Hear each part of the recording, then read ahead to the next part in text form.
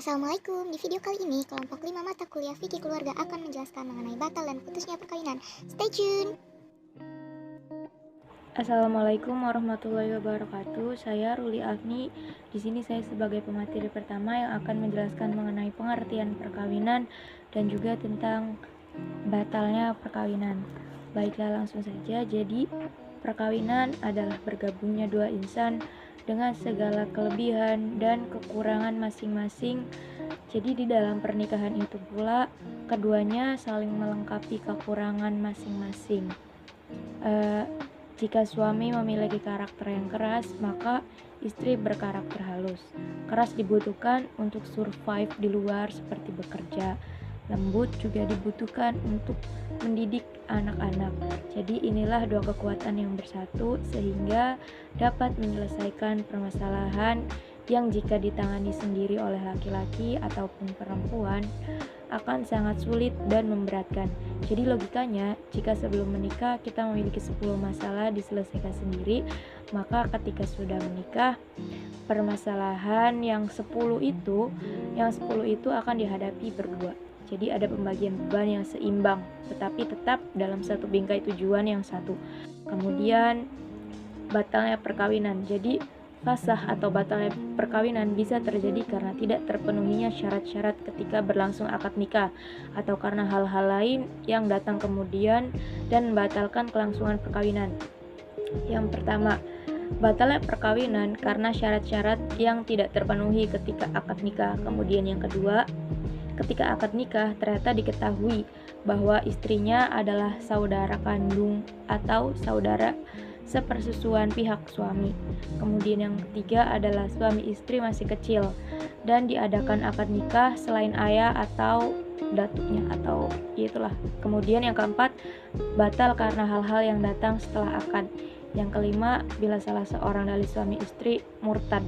Kemudian yang keenam, jika suami yang tadinya kafir masuk Islam tapi istri masih tetap dalam kekafirannya, yaitu tetap menjadi musyrik, maka akadnya akan batal. Selanjutnya akan dijelaskan oleh pemateri kedua. Terima kasih. Baik teman-teman, di sini saya akan melanjutkan membahas tentang sebab-sebab terjadinya batal perkawinan. Selain hal-hal yang sudah disebutkan di atas, ada juga hal-hal lain yang menyebabkan terjadinya pasah atau batal perkawinan, yaitu sebagai berikut. Yang pertama, karena ada bala atau penyakit belang kulit. Yang kedua, karena gila. Yang ketiga, karena penyakit kusta. Yang keempat, karena ada penyakit menular seperti sipilis, TBC, dan lain sebagainya. Yang kelima, karena ada daging tumbuh pada kemaluan perempuan yang menghambat maksud perkawinan atau bersetubuh.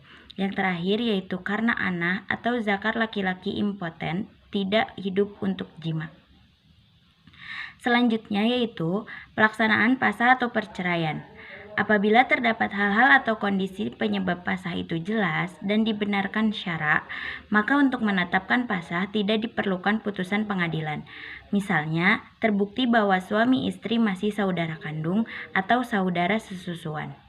Akan tetapi, jika terbukti hal-hal seperti berikut, maka pelaksanaannya adalah jika suami tidak memberi nafkah bukan karena kemiskinannya, sedangkan hakim telah pula memaksa dia untuk itu, maka dalam hal ini hendaklah diadukan terlebih dahulu kepada pihak yang berwenang, seperti kodi nikah di pengadilan agama, supaya yang berwenang dapat menyelesaikan sebagaimana mestinya, berdasarkan pasal 39 Ayat 41 Undang-Undang Perkawinan dan dalam Peraturan Pemerintahan Nomor 9 Tahun 1975 Pasal 14 Ayat 36. Perceraian ada dua macam, yaitu yang pertama, cerai talak. Tata cara tentang seorang suami yang hendak mentalak istrinya diatur dalam Peraturan Perundang-undangan Nomor 9 Tahun 1975 Pasal 14 Ayat 18. Yang kedua yaitu cerai gugat. Cerai gugat adalah perceraian yang disebabkan oleh adanya suatu gugatan lebih dahulu oleh salah satu pihak kepada pengadilan, dan perceraian itu terjadi dengan suatu putusan pengadilan. Tata cara perceraian ini diatur dalam Peraturan Perundang-undangan Nomor 9 Tahun 1975 Pasal 20 Ayat 36. Sekian yang dapat saya sampaikan. Wassalamualaikum warahmatullahi wabarakatuh.